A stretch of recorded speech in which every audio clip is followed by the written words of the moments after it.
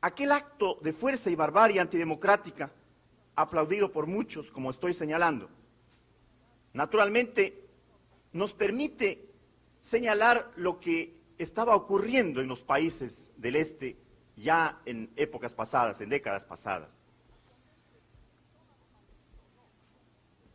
Actualmente, quienes toman partido o no por el proceso de la perestroika y por las transformaciones en Europa del Este, me parece a mí que estarían señalando simplemente una actitud o de respaldo a un hecho que se produce en una realidad totalmente diferente a los países, a los pueblos en que nosotros estamos viviendo, y que naturalmente traduciría que o estamos simplemente señalando que se trata de un apoyo o de una circunstancia de alinearse con una posición que denuncia, a propósito de todos aquellos errores cometidos anteriormente, un modelo político, económico y social fracasado e implantado a raíz de la muerte de Lenin. El proceso de la Unión Soviética, si bien influyó en el resto de procesos, no puede asimilarse en forma lineal. En los países de Europa del Este se impuso militarmente, a raíz de la Segunda Guerra Mundial, las direcciones comunistas y de los propios estados. Aquí el problema de la vigencia es la vigencia de una dictadura burocrática y era naturalmente la situación de corrupción en forma evidente y forma clara. Debemos recalcar que las transformaciones en el Este afectan indudablemente al resto del mundo. Por ejemplo, la derrota de los partidos comunistas en varias elecciones últimas, o también la posibilidad de la no transferencia de recursos económicos a corto y mediano plazo a Latinoamérica. No estamos de acuerdo entonces con aquel criterio consular de ciertos partidos que se acomodan a las directivas de las matrices ideológicas. Quienes ayer defendían, por ejemplo, a Stalin o Brezhnev, ahora, conforme a los nuevos tiempos, ya los estigmatizan. A lo mejor están esperando qué pasa en este 28 Congreso del Partido Comunista de la Unión Soviética para continuar apoyando a Gorbachov o a Yeltsin o a algún otro dirigente que aparezca. Es indispensable recuperar nuestras propias posibilidades de pensamiento, análisis y práctica social para construir el poder popular y el socialismo con sabor y estilo propio, como ya se señalaba acá, con sabor y estilo latinoamericano, sin esquemas ni dogmas, sin copia mecánica de experiencias extrañas, buscando creativamente y con las masas nuevas vías para la transformación revolucionaria de nuestro continente. Muchas gracias. Compañero Augusto de Franco, de México. No, Sí, Augusto de Franco. De la Dirección Nacional del PT, perdón. Dirección Nacional.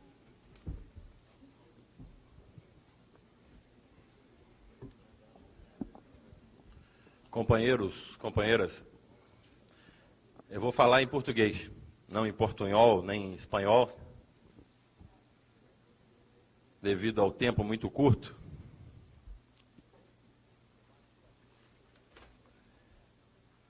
Esse debate sobre a crise do socialismo tem sido enfrentado por nosso partido. Eu creio que com bastante seriedade, com muita humildade, mas também com bastante coragem. Entendemos que examinar hoje todas as dimensões da crise do socialismo com coragem é a atitude mais revolucionária possível. Esse debate foi aberto há vários meses dentro do nosso partido e continua até o nosso próximo Congresso Nacional, que deverá se realizar, o primeiro Congresso, no início do segundo semestre do ano de 1991. Creio que para tratar do tema na sua globalidade, teríamos que enfrentar e que abordar necessariamente 3 questões. A primeira delas é se há realmente uma crise do socialismo e quais as dimensões dessa crise. A segunda, de quais são os caminhos de superação desta crise, se é que ela existe. E a terceira, de qual é o papel dos partidos e das organizações de esquerda da América Latina e do Caribe na superação dessa crise. Nós sabemos, e vários companheiros já colocaram aqui hoje, nesse debate, que existe uma crise dos modelos políticos e econômicos do chamado socialismo real. Essa é a dimensão mais visível dessa crise. É impossível negar hoje que faliu o sistema social e o regime político baseado no dogma do partido único, do partido monolítico, do partido que não admite tendências internas no seu interior e do modelo único de partido, como se o marxismo ou do marxismo se pudesse derivar, inferir uma organização universal que seria o Partido Revolucionário. Faliu o modelo baseado na fusão desse partido único com o Estado, baseado no atrelamento das organizações sociais a esse partido-Estado ou Estado-partido, baseado, enfim, no monopólio de uma casta burocrática sobre o poder político e a administração da economia estatal. É assim que o Estado, do chamado socialismo real, adquiriu o contorno, ou os contornos, de um despótico Estado oriental. Destruiu ou não deixou se desenvolver uma sociedade civil autônoma. Ocupou todos os espaços da atividade econômica e social, obrigando o povo a viver nos seus domínios. Ao invés de preparar as condições para a sua própria extinção como instrumento de opressão política, fortaleceu-se ao máximo, criando aparelhos político-policiais talvez jamais vistos na história. O que nós chamávamos, e ainda chamamos, de ditadura do proletariado, e que vários companheiros se referiram aqui, nunca foi, como talvez Marx tenha sonhado, nesses regimes uma forma de Estado. Foi um regime político, um regime ditatorial e, a rigor, uma ditadura do partido. Faliu também, junto com esse modelo político, um modelo de sistema econômico baseado na estatização total da economia e seu controle absoluto pela burocracia estatal. Esse tipo de planejamento totalmente estatizado e burocratizado gerou ineficiência econômica, acarretou atraso tecnológico, baixa produtividade, má qualidade dos produtos, falta de bens de consumo, filas, inflação, desemprego e, em certa medida, em algumas regiões do mundo, fenômenos, ainda que não tão significativos, de inflação, desemprego e pobreza. Essa crise econômica impulsionou os de baixo, nessas sociedades, a se moverem no sentido de buscar novos regimes e uma nova realidade social. De sorte que não há mais como negar uma crise de modelos. No entanto, essa crise dos modelos políticos e econômicos coloca em xeque, hoje, não apenas o caminho estratégico pelo qual optaram os países que se propuseram a construir o socialismo. Coloca em xeque também, e é preciso que se diga, e é preciso ter coragem de enfrentar essa discussão de uma vez por todas, alguns fundamentos teóricos e alguns pressupostos filosóficos das ideologias nas quais se legitimaram, se apoiaram e se inspiraram esses regimes. É certo que a gênese do burocratismo partidário e estatal, nas sociedades que foram palco de revoluções socialistas, só pode ser entendida completamente se nós examinarmos as condições concretas, objetivas, nas quais se desenvolveram essas experiências. Não vou repetir essas condições, porque elas fartamente foram objeto da nossa análise nas últimas décadas. Todavia, a análise dessas condições objetivas, concretas, materiais, que limitaram os processos de construção do socialismo nessas sociedades, não pode mais servir de pretexto para que nós deixemos de examinar as ideias que inspiraram e nas quais se legitimaram esses processos.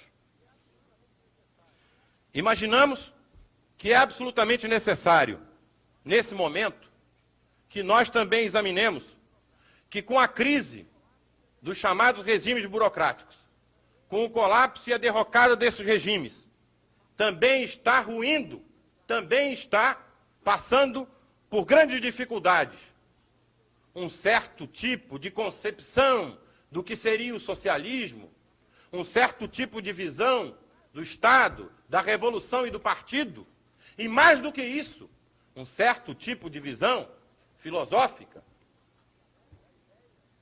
da dialética, da ideia de que há uma determinação mecânica da infraestrutura sobre a realidade política e ideológica. Compañero. Concluindo, de que reduz a ideologia a fator econômico, de que haja uma marcha inexorável dos povos rumo ao socialismo, e do mito que se criou entre nós, de que pudesse existir um socialismo científico, do qual se pudesse também derivar uma política científica, que a rigor diria o que se pode fazer e que poderia-se, então, deduzir ou inferir o futuro da ordem presente. Eu penso, para concluir, que nós só enfrentaremos esse debate com todas as suas consequências, se não tivermos medo de enfrentar também essas questões. Não se trata apenas de olhar desvios, erros cometidos. É preciso ter coragem para, não perdendo a perspectiva revolucionária de construção do socialismo, aprofundar, discutir, debater fraternalmente entre nós as concepções autoritárias, e muitas das quais que já são impotentes hoje e que já estão superadas pela própria história, nas quais o movimento revolucionário nesse século se baseou. Muito obrigado. Gracias, compañero. El compañero Alberto Pujals, del Movimiento al Socialismo de Argentina. Continúa Jaime Insunza, del Partido Comunista de Chile.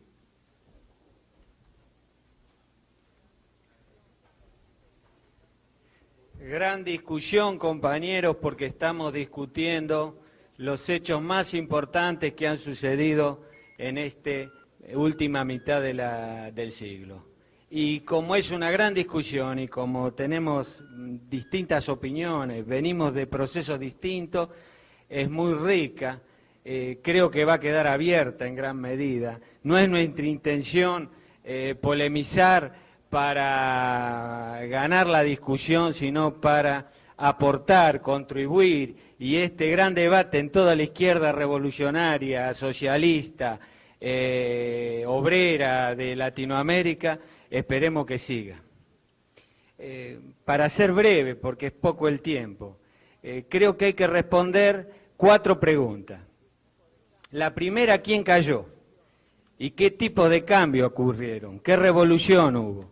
La segunda, ¿quién tiró a estos regímenes y con qué método se los tiró? La tercera, en base a esto, ¿qué perspectivas se abren para el socialismo y para la revolución? Cuarto, ¿qué modelo existe? ¿Hay algún modelo después del derribe de los modelos burocráticos en el este europeo y en Rusia? Empezando por este último punto. Creo que la compañera Honecker que habló planteó el... Marta... Bueno,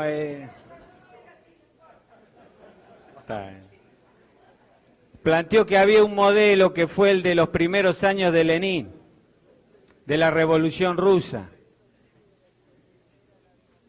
Ese modelo sí era la democracia obrera más plena, apoyada en los soviets y el pluralismo político. Gobernaba el partido bolchevique a través de los soviets, pero había otros partidos incluso que estaban en el gobierno, como el socialismo revolucionario, que luego se retiró. Ese modelo se apoyó en una perspectiva revolucionaria para Europa, en la movilización de los trabajadores de Rusia para desarrollar la revolución europea. Por eso se apoyó en un internacional ese modelo también.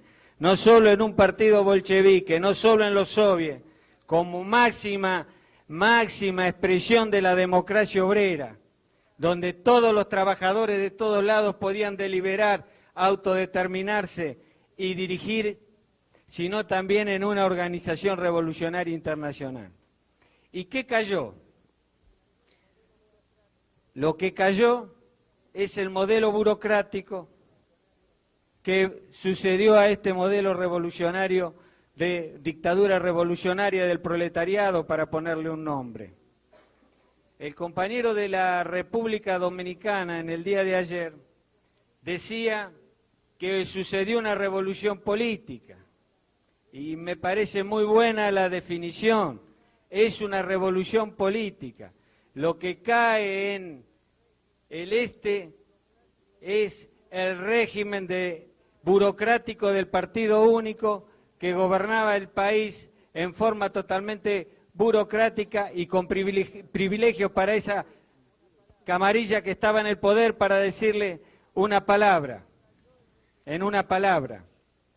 No cayó el régimen social. El régimen social no mudó todavía. El régimen social son las relaciones de producción. Y las relaciones de producción, en la medida que no le saquen las fábricas a los obreros, en la medida de que no pueda avanzar la economía privada, el régimen de producción no ha cambiado en esos países.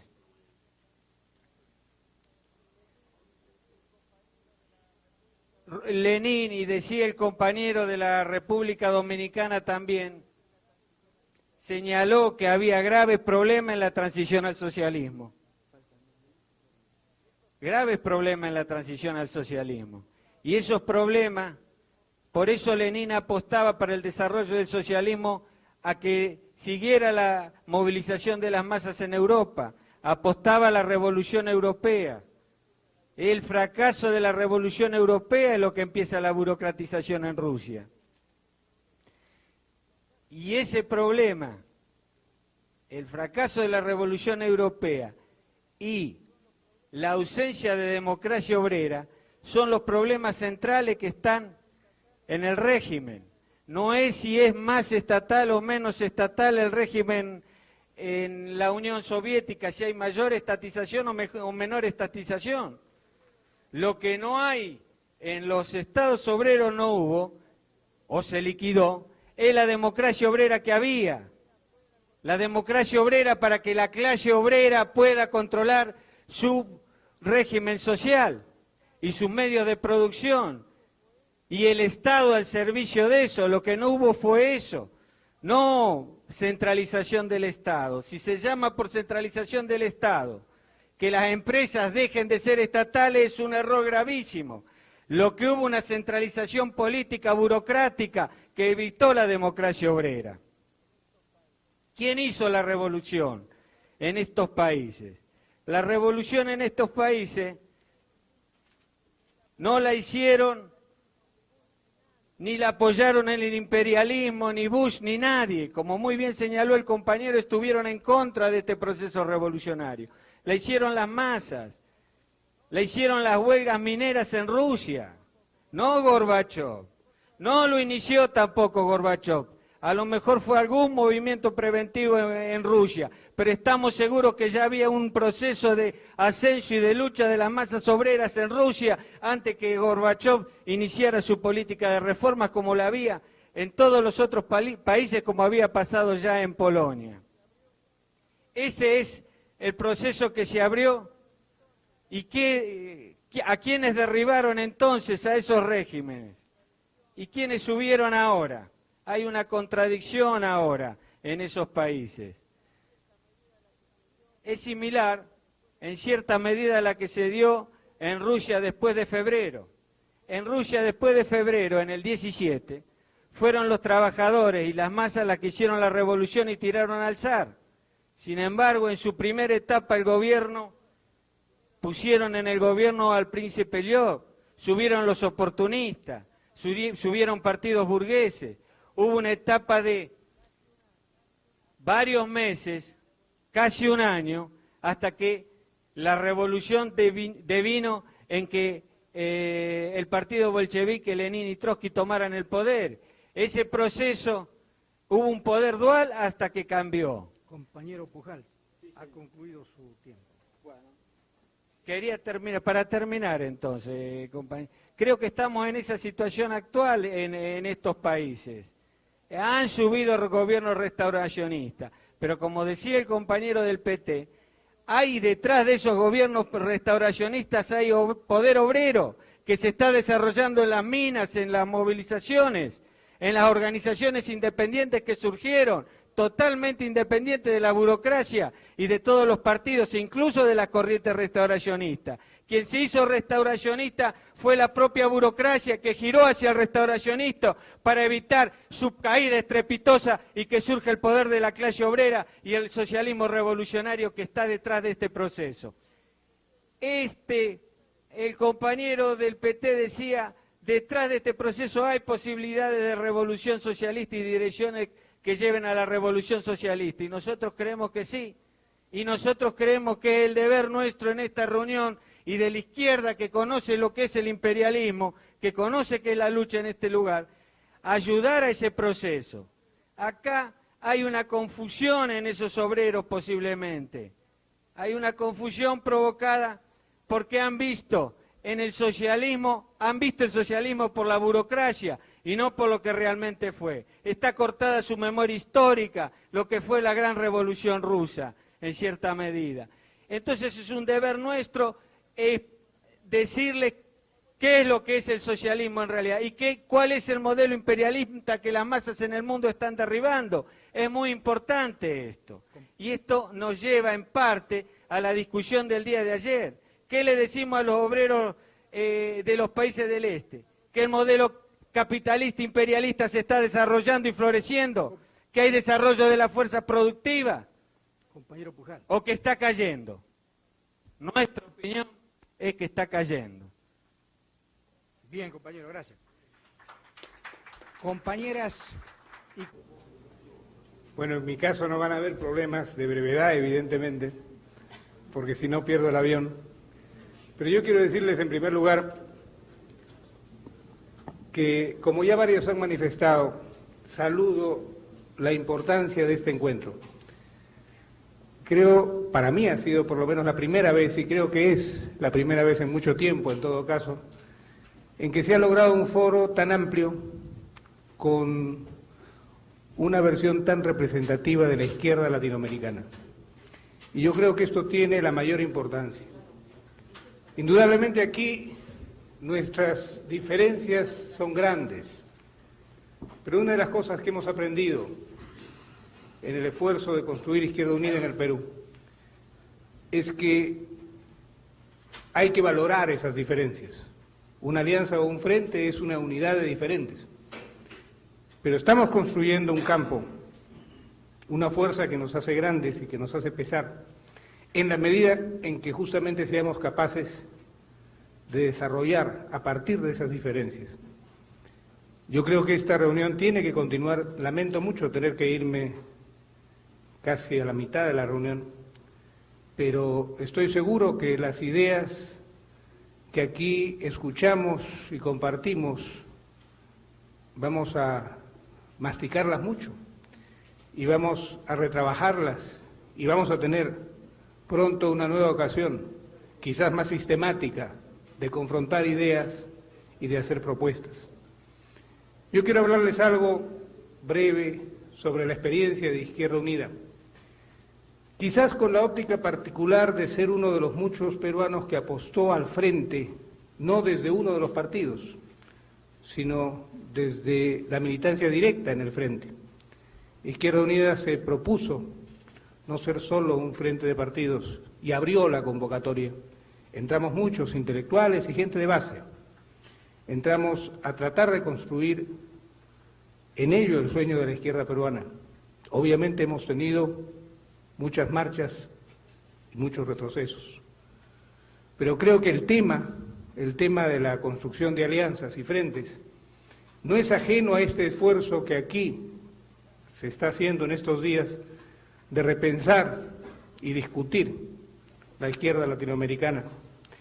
Esta necesidad de recapturar lo democrático, esencial al socialismo, sin caer en las trampas burguesas, y al mismo tiempo emprender una ofensiva contra ese discurso neoliberal que invade toda América Latina y que no es solo discurso, ciertamente, pero que afecta a todas las fuerzas políticas que aquí estamos.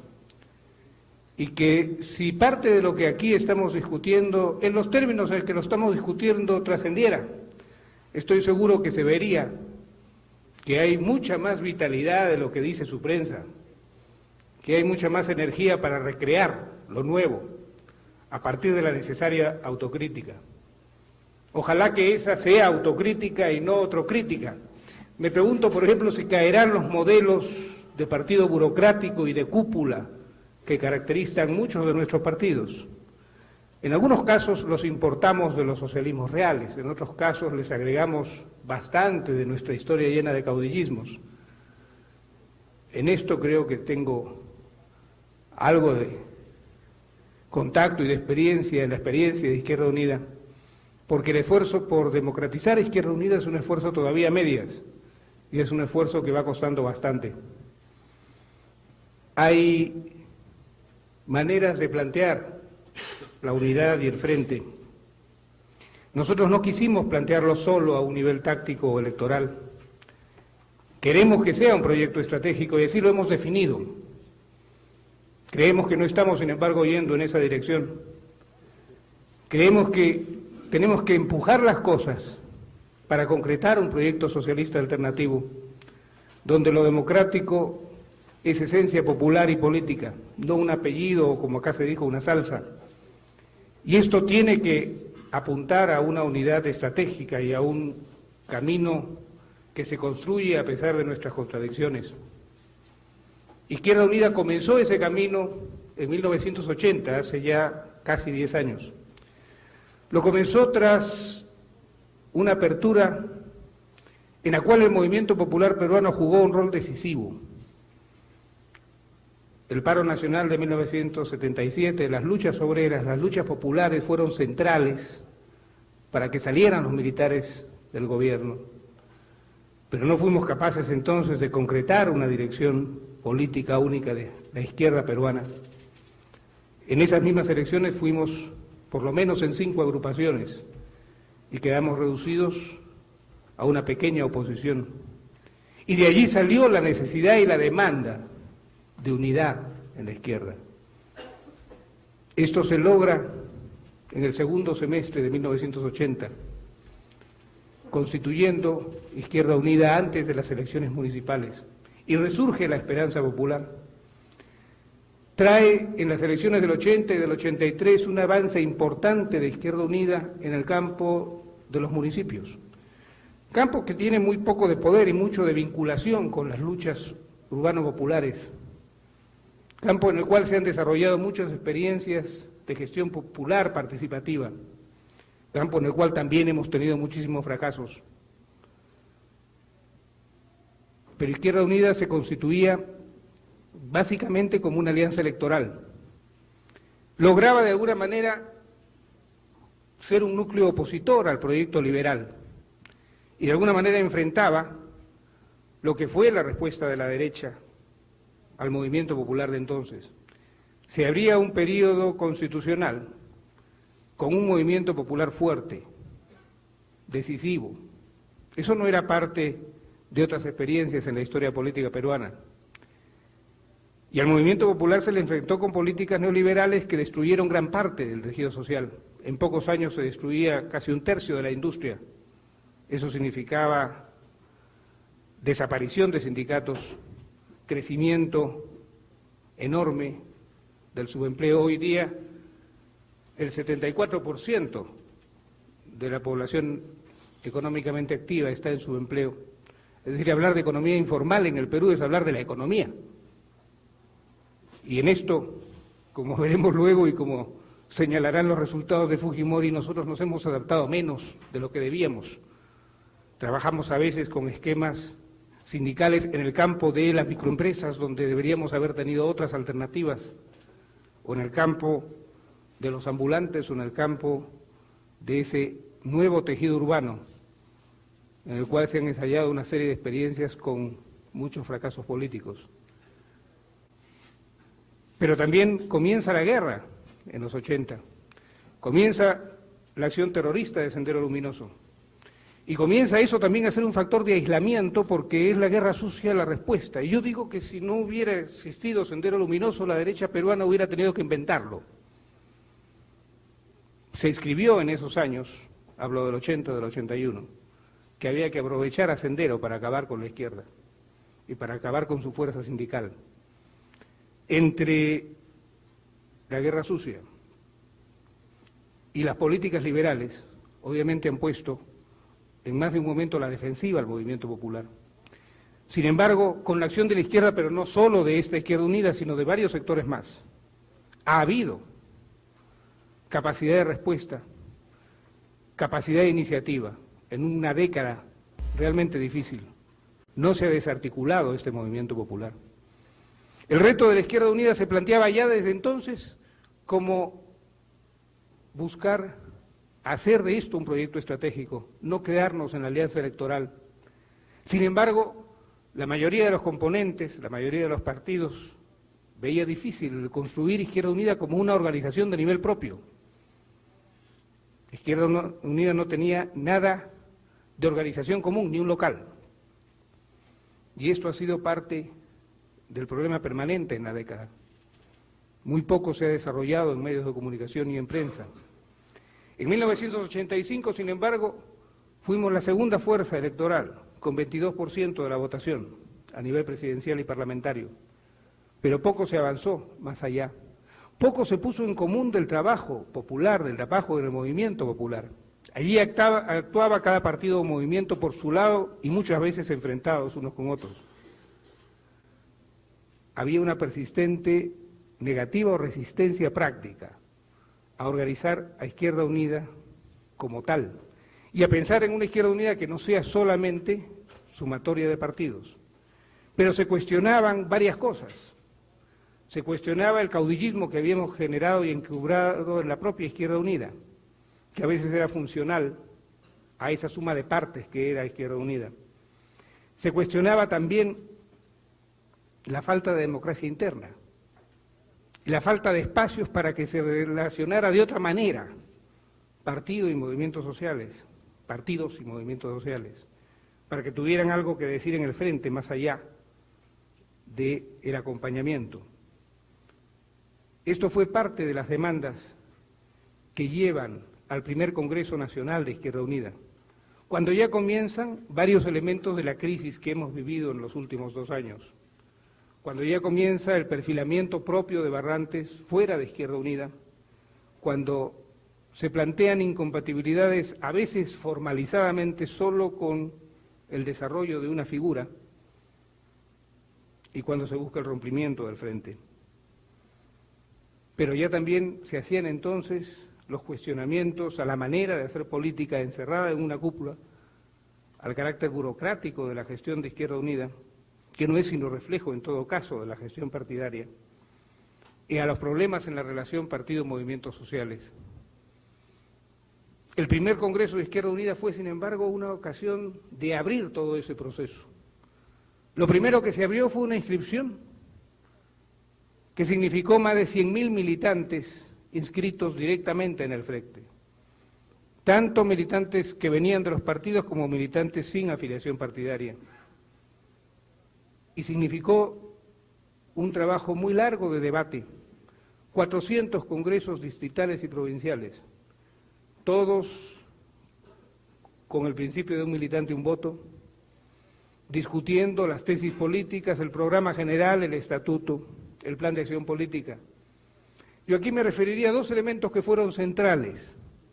Definir que el objetivo estratégico de Izquierda Unida es la construcción del poder popular, que no nos queremos limitar solo al escenario electoral, que queremos actuar en los diversos escenarios y ser actores de la construcción de los factores del poder popular.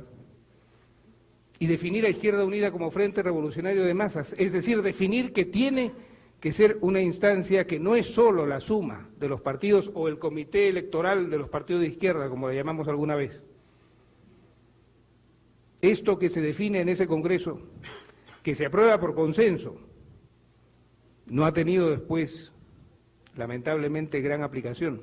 Porque tras ese Congreso, que termina en el Congreso Nacional con más de 3.000 delegados, quizás con la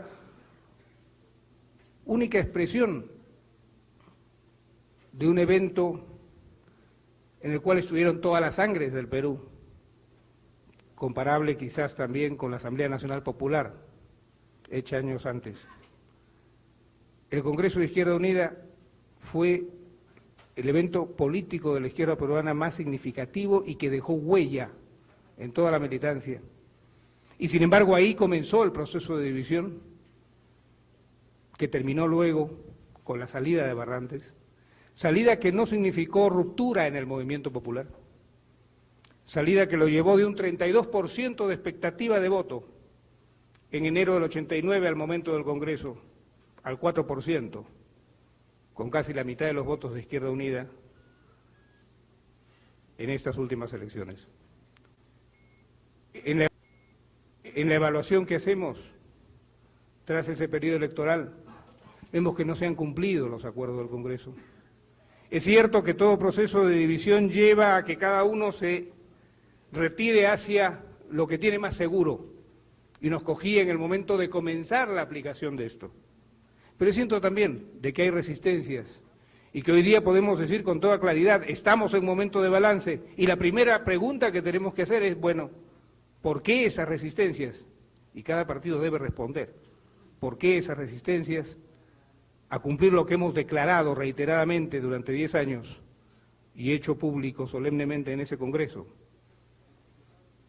La organización de Izquierda Unida, por otro lado, sigue siendo precaria y coyuntural, eso se demostró en la campaña. Todavía sigue siendo un frente que para cada gasto que hay que hacer en la campaña, divide entre 6 o 7 para que pague de cada uno. Eso es una muestra clara de que no se ha construido en común y que hay resistencia a esa construcción en común acordada explícitamente varias veces, pero además se comienza a resquebrajar la capacidad de acuerdo político cuando surgen nuevos escenarios, como son los gobiernos regionales. Y es que en el resultado de estas elecciones, es cierto, tenemos un 7% presidencial en la candidatura que encabecé, que significa un 10% parlamentario, que está lejos del 22, pero es una candidatura que deviene en marginal porque es una candidatura que se da con una ruptura a 4 meses de las elecciones. Pero al mismo tiempo tenemos 50 gobiernos municipales provinciales, nunca habíamos tenido más de 32, y al mismo tiempo hemos resultado presidiendo 6 regiones de 11 que tiene el Perú. Y los gobiernos regionales, que son una realidad nueva, nos han dado una votación muy importante, pero al mismo tiempo han significado un reto para el cual Izquierda Unida resulta otra vez no preparada, porque en la concertación de las alianzas han comenzado comportamientos dispares y se ha comenzado a poner en riesgo el frente mismo con algunas fuerzas de la izquierda que han pactado con otras fuera de la Izquierda Unida. Estamos en ese momento de balance, en un momento en el cual tenemos que plantear por lo menos 3 cuestiones. Si cada partido está decidido a cumplir el objetivo de construir el poder popular, que es lo que definimos en el Congreso y que es lo que garantiza que el Frente tenga un objetivo estratégico, que supone además toda una larga discusión que replantee la relación izquierda-movimiento popular, que replantee muchas de las maneras de trabajar, que haga revisar qué significan tantos de los llamados sectores informales, donde se ha trabajado muchas veces sueltamente desde uno o desde otro lado, sin una visión política global. Pero en segundo lugar, asumir en serio el reto democrático dentro del frente. No se puede hablar de democracia si no se practica.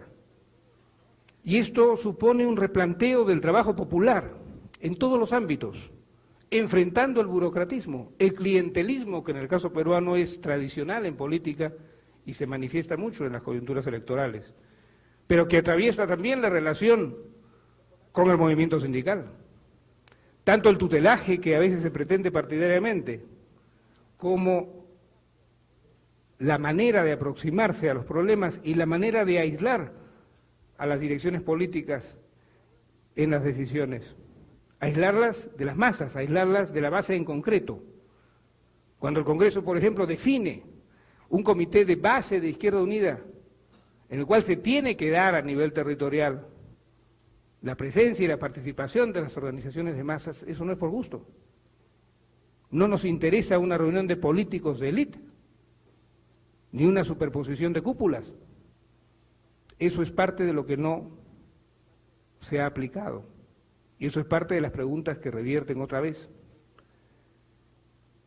Y también la cuestión de la democracia incluye todo lo que es demanda de nuestra militancia, demanda en materia de decisiones. Intentamos ensayar en estas últimas elecciones que todo candidato sea elegido previamente. No salió bien en el proceso municipal. Los candidatos a alcaldes fueron elegidos por voto de nuestra militancia en 2/3 del país. Pero ya nos falló en la presidencial y en la parlamentaria. En la última ya no llegó ni a 1/3. Y es que nuevamente son las tensiones entre las fuerzas que terminan resolviéndose por acuerdo político para no hacer estallar las que terminan haciendo crisis. Esta es, en breves palabras, la realidad tal como es hoy.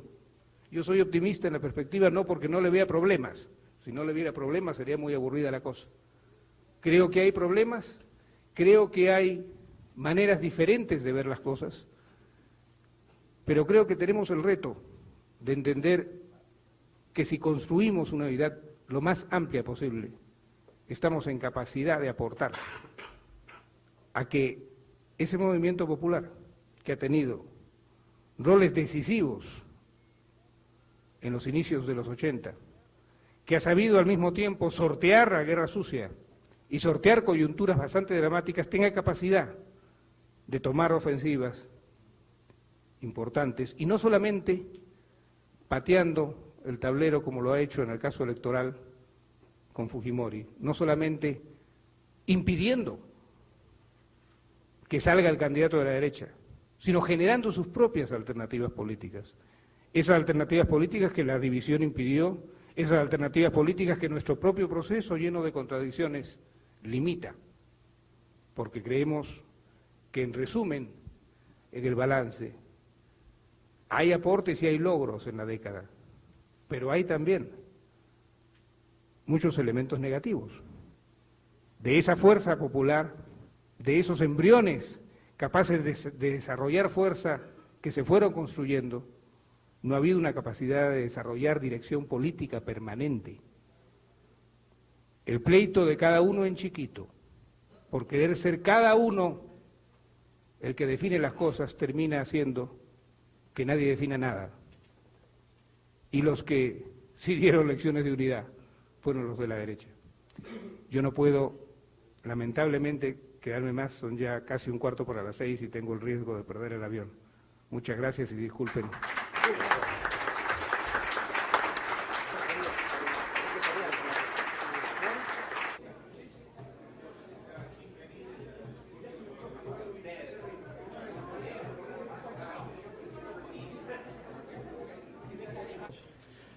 Tiene la palabra el compañero del Frente Amplio de Uruguay.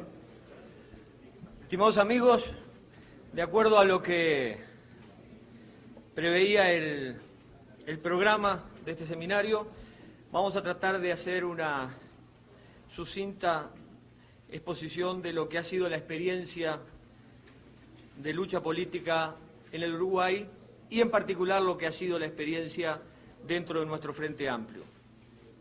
Debo decir de que este seminario nos ofrece la oportunidad de hacer una exposición ante un tan calificado auditorio de fuerzas políticas de izquierda de América Latina y también ante mis compañeros, numerosa delegación del Frente Amplio, de casi todos los sectores que lo integran, en un tema que en Uruguay no lo hemos hecho. Relatar, aunque sea brevemente, la historia del Frente Amplio no lo hemos hecho. Ha habido esfuerzos, intentos, pero de una manera orgánica, como podría serlo del momento de hacerlo en nombre de una representación del Frente Amplio. Es una experiencia nueva que trataremos de que la misma en lo posible refleje de la manera mejor posible. Sabemos que siempre esto es una medida a lograr lo que es transitar estos 20 años, casi 20 años de la historia política uruguaya con alternativas tan diversas.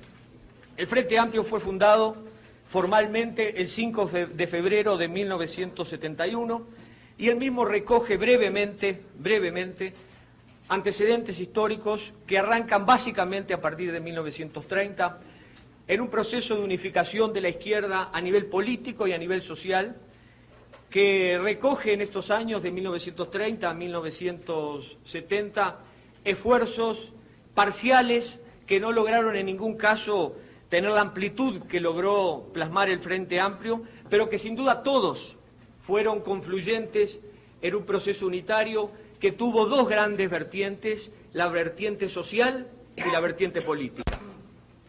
En los años 60, en el año 62, año electoral, se produce en todas las fuerzas que integraron el Frente Amplio procesos de remoción y de unificación que fueron antecedentes válidos para lo que ocurriría 8 años después. En 1962, como digo, año electoral, se produce la fundación del FIDEL, lo que se llamó Frente Izquierda de Liberación, donde es un agrupamiento de todas las fuerzas que integran el FIDEL, hoy están en el Frente Amplio. Se produce también otro agrupamiento, que es la Unidad Popular, la Unión Popular, de todas las fuerzas políticas que también están hoy en el Frente Amplio. Se produce en otras fuerzas que hoy no están en el Frente Amplio, por lo menos no están como lo estuvieron en su fundación, como es el Partido Demócrata Cristiano, que pasa a tomar esta denominación, que incorpora algunos sectores y toma una definición de mayor compromiso popular y progresista. Y también otro grupo fundamentalmente de una vertiente socialdemócrata, que así podríamos calificarla, liderada por Selmar Michelini, asesinado por la dictadura en 1976 y seguidos en liderazgo por el senador Hugo Batalla, que no están hoy en el Frente Amplio, pero sí hay un sector que cuando ellos se apartan del Frente Amplio continúan hoy, lo mismo que de la democracia cristiana, integrándolo, que también se perfila y confluyen en este proceso. El año 66, año siguiente electoral, no hay novedades en esta materia, los agrupamientos con diverso éxito se manifiestan en la misma forma, y sí ya en el año 65-66 se producen dos hechos de gran importancia. Uno a nivel social político, lo que fue la formación del Congreso del Pueblo, donde se agrupan organizaciones políticas y sociales, constituyendo una multitudinaria experiencia de organizaciones sociales y políticas y define un programa popular que agrupa por igual a fuerzas políticas y fuerzas sociales, alrededor de 700 organizaciones de diverso desarrollo institucional, pero que sin duda agrupaba prácticamente a todas las fuerzas. También este año, un año siguiente, el año 66, se produce el proceso de unificación a nivel sindical, se funda la Convención Nacional de Trabajadores, organización sindical unitaria, que es la misma que con el nombre, en función de un proceso que a esta altura no es relevante del momento de este análisis, el PIT-CNT, pero que constitucionalmente es la Central Única de Trabajadores, que se funda también en el año 1966. Estos dos hechos, uno a nivel social político, otro a nivel político, fueron echando las bases de una coincidencia que además se dio en la lucha parlamentaria y que a partir del año 68 tiene una aceleración en un proceso donde a la muerte del presidente Gestido asume el presidente Pacheco Areco, y que inmediatamente establece un proceso de durísima confrontación social que agudiza la lucha de clases y que genera una situación de convulsión. También paralelamente en este momento el Movimiento de Liberación Nacional Tupamaros desarrolla su estrategia política de acción directa con mucha fuerza y también es un elemento de significación en la lucha política y también contribuye a generar una situación de aguda polarización en lo que es el proyecto dictatorial en germen en ese momento. En este marco de una situación muy convulsionada en el país, las fuerzas políticas, donde esta base social muy importante, esta confluencia social y política en la lucha parlamentaria, ya todos los que después integrarían el Frente Amplio ya fueron en la práctica desarrollando un proceso de confluencia, tiene también, y esto es importante señalarlo, la lúcida capacidad de las dirigencias políticas que, sabiendo interpretar cabalmente el sentir de amplios sectores del país y también tratando de salirle al paso a la histórica presencia o hegemonía de los partidos tradicionales, deciden dar un paso de gran audacia en la constitución del Frente Amplio. Este proceso se constituye, como digo, y con diversas alternativas ha sido el Frente Amplio que tenemos hoy, que trataré de perfilarlo. Para ser un poco, naturalmente, siempre esquemático y siempre con el riesgo de no hacer cabalmente intérprete de lo que pueden ser alguna periodización, pero que sin duda pienso que puede ser ilustrativa para aquellos que ven en una visión más global este proceso que hemos vivido. Podríamos hablar de una etapa fundacional del Frente Amplio, una etapa que se inicia precisamente en el año 71, año electoral, noviembre del año... Para una información, los que no sepan, en Uruguay tenemos elecciones cada 5 años que se vota todo en esa elección. Después no hay, entre los 5 años, no hay absolutamente ninguna elección. Ahí se elige presidente de la República, cámaras, intendentes, ediles, junta electoral y todo lo que puede ser elegible por voto popular. Cada 5 años es la elección de todo. El año 71 precisamente era el año electoral y, como digo, podemos hablar de la etapa fundacional que va hasta el 27 de junio, para tomar una fecha, si se quiere, es el segundo semestre del año 73, donde la clausura del Parlamento el 27 de junio del año 73 adquiere en el correr del año 73 con la proscripción de partidos políticos y la legalización de la central sindical y otras medidas de corte represivo, la instalación progresiva de la dictadura que duró hasta 1984. Una segunda etapa, la de la lucha contra la dictadura, que tiene 3 frentes: el frente clandestino, la lucha en el país, el frente en el exilio y el frente en lo que fue la cárcel, como también un ámbito de lucha política de mucha importancia y que se extiende hasta el año 84. Una tercera etapa que podríamos dividirla del año 84 hasta el año 89, donde se producen las elecciones del año pasado y que tiene como un elemento no de poca significación la ruptura que se produce en el Frente Amplio, y una etapa o una subetapa de esta que arranca en el año 84 con la apertura democrática, que va de 1989 al presente, básicamente signada por lo que fue el frente post-ruptura, que logra recuperarse de esta ruptura, y lo que es asumir por primera vez en la historia constitucional y política del Uruguay un gobierno como es el gobierno de la Intendencia Municipal de Montevideo. El 5 de febrero, para ser muy breve, se constituye formalmente el acuerdo de las fuerzas políticas y establece ahí lo que son los documentos básicos. La mayoría de ellos siguen vigentes, sin modificaciones, desde esa fecha en que los mismos se establecen. Los documentos son la declaración constitutiva, el acuerdo político, las bases programáticas y el acuerdo organizativo. La declaración constitutiva, el documento que se firma en esa ocasión, el acuerdo político que establece las reglas de juego básicas dentro de las fuerzas políticas que lo integran, el acuerdo organizativo y las bases programáticas desarrolladas en otros documentos de tipo programático como las 30 medidas y programas departamentales. Esta constitución del Frente Amplio, que responde y que tiene expresiones de carácter nacional, como señalaba, lo que es la lucha social, la lucha parlamentaria, la lúcida capacidad de las fuerzas, de los liderazgos políticos de las fuerzas que lo constituyen, tiene también expresiones o elementos de referencia, por lo menos a nivel latinoamericano, y está en ese año también el debate político que se da fundamentalmente en Chile con la Constitución de la Unidad Popular, y todo un debate político que no es de menor importancia, que traspasa a una fuerza que, si bien no integra en el Frente Amplio, jugó un papel relevante en lo que fue la Constitución del Frente Amplio, y esto sí ya digo modestamente como un cierto grado de interpretación, en lo que fue la característica, la conceptualización del modelo político que el Frente Amplio se propuso desarrollar adelante y la estrategia y acción política.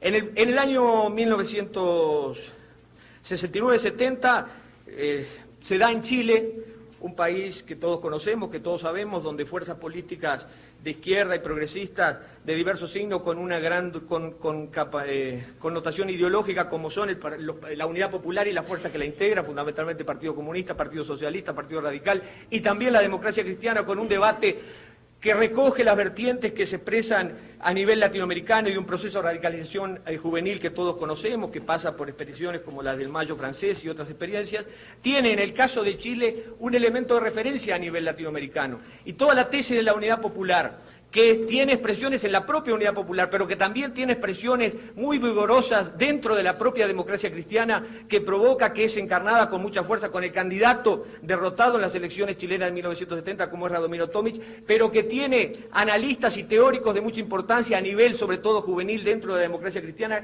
que rompen con la democracia cristiana esos años y pasan a constituir las fuerzas como son aquí presentes, la fuerza del MAPU y la fuerza de la izquierda cristiana, en ese momento con líderes juveniles como de la talla de Rodrigo Ambrosio, fallecido en un accidente en los años 70, comienzos de los años 70, Juan Enrique Vega, Joaquín Brunner, Correa, hoy secretario de gobierno del nuevo gobierno chileno, que desarrolla una elaboración teórica que tiene una gran proyección, y la tiene en particular en el Uruguay, donde había en todos esos años una gran circulación de ideas, y produce dentro del Partido Demócrata Cristiano Uruguayo un proceso de toma de conciencia política que se incorpora en un proceso inédito dentro de los fenómenos de América Latina, donde produce 3 rupturas hacia la derecha y un proceso de desarrollo hacia la izquierda que contribuye. Y esa síntesis entre lo que puede ser una corriente social cristiana, lo que puede ser una corriente socialdemócrata expresada fundamentalmente en el movimiento del grupo del Partido por el Gobierno del Pueblo, hoy no en el Frente Amplio, liderado por Selmán Michelini en esa época, por Hugo Batalla actualmente, y también las fuerzas políticas de diversa vertiente de inspiración marxista, constituyen la definición ideológica y política y programática de lo que es la caracterización que tuvo el Frente Amplio en ese momento. Y como decía el compañero Marco Aurelio en su exposición de hoy, con tremenda modestia, pero tampoco no dejando de reconocer un hecho que la historia muestra con mucha elocuencia, las definiciones políticas que el Frente Amplio se plantean un modelo de desarrollo social y político que recoge una síntesis, básicamente en lo que es la socialdemocracia y lo que es el socialcristianismo, de una reafirmación muy clara de la democracia, lo que son los valores políticos, lo que son los valores del pluripartidismo, lo que son los valores de la libertad, lo que es el valor de la democracia, lo que es el valor del desarrollo de una lucha política dentro de los marcos de la Constitución y la ley, y la aceptación naturalmente del ascenso y el retiro del poder a través de un proceso de elecciones libres y consentidas. Y a esto se suma, todos conocemos, digamos, las falencias y carencias que tiene el pensamiento socialdemócrata y el pensamiento social cristiano. Fundamentalmente lo que es el desarrollo de una conceptualización revolucionaria y transformadora del sistema capitalista en un modelo socialista que junte, digamos, esta conceptualización teórica de punto de vista democrático con una conceptualización fundamentalmente basada en el análisis marxista, en una síntesis que está en las bases programáticas, que nunca se formula explícitamente, y acá es un elemento caracterizador del Frente Amplio. El Frente Amplio como tal no tiene una definición de modelo socialista. El Frente Amplio tiene desarrollos y avances del momento que toda su fuerza se define socialistas, pero que recoge dentro de sí las variantes que en ese momento, y que hoy incluso todavía, y que aquí estamos analizando, recogen desde un socialismo de tipo estatista, de un socialismo democrático, hasta lo que dentro de la vertiente social cristiana se llamó, por ejemplo, el modelo socialista comunitario y autogestionario. Todas estas modelos socialistas convergen en el proyecto político construido por el Frente Amplio y recogen elaboraciones teóricas que avanzan en lo que es el desarrollo de una etapa de transición, que recoge elaboraciones, por ejemplo, a nivel de lo que es el Partido Comunista Uruguayo, de lo que se llama un proceso para una democracia avanzada, donde es un proceso que no se define socialista en cuanto al modelo final que se plantea, pero sí que avanza en un camino que tiene como horizonte el socialismo. Está, por otro lado, la elaboración y conceptualización que ha desarrollado el Partido Socialista en lo que es una democracia sobre nuevas bases, y también es, en este análisis que me hacía mención antes de las elaboraciones que viene del movimiento social cristiano y demócrata cristiano, lo que fue la tesis de la vía no capitalista de desarrollo, que significa también avanzar en un proceso transformador. Estas 3 elaboraciones se conjugan en lo que es El acuerdo del Frente Amplio, que señalo, no es un acuerdo ideológico, es un acuerdo esencialmente político, es un acuerdo esencialmente programático, es un acuerdo esencialmente organizativo, es un acuerdo esencialmente estratégico. Naturalmente, todos estos elementos tienen de por sí una ideología que nadie puede negarlo, pero en vez de tratar de empezar formulando un acuerdo ideológico, que el desarrollo de estos acuerdos a partir de la experiencia práctica de un programa aterrizado en la realidad del Uruguay, de una estrategia válida para el Uruguay de los 1970 y un esquema organizativo que permita conjugar los diversos aspectos que lo conformaban, desarrollar un modelo que avance en la perspectiva del socialismo, pero como tal no está definido al día de hoy en los documentos que constituyen el acuerdo básico programático del Frente Amplio. En el esquema, un segundo elemento, las bases programáticas, como dicen el propio documento, que simplemente lo menciono, que incluso digo a los compañeros, hemos entregado casi todos estos documentos para que aquellos que deseen complementar lo que es la exposición tienen prácticamente los desarrollos. El documento dice, son los principios de un proyecto nacional. Y acá leo la conceptualización que hace el compañero Sereñi, candidato a la presidencia y líder del Frente Amplio, de lo que es este modelo artiguista que él define. Nuestro proyecto artiguista tiene que servir de base para el nuevo Uruguay porque debe garantizar los rasgos de un proyecto nacional, popular, democrático y profundamente latinoamericano. El proyecto artiguista de nuestro líder histórico y héroe nacional, José Gervasio Artigas, el proyecto artiguista asegura los principios básicos de la soberanía nacional, de la independencia económica y el poder autónomo de decisión. Es la verdadera y real alternativa al dominio del capitalismo transnacional que ha sufrido el país en los últimos años. El proyecto artiguista es popular porque garantiza la atención de las necesidades básicas de los sectores populares y porque permite la participación popular en todos los niveles de la decisión a efectos de alcanzar la igualdad de oportunidades económicas, políticas y sociales. El proyecto artiguista es profundamente democrático. La democracia no es una necesidad que en cualquier momento puede descartarse. Es una condición para el logro de los objetivos.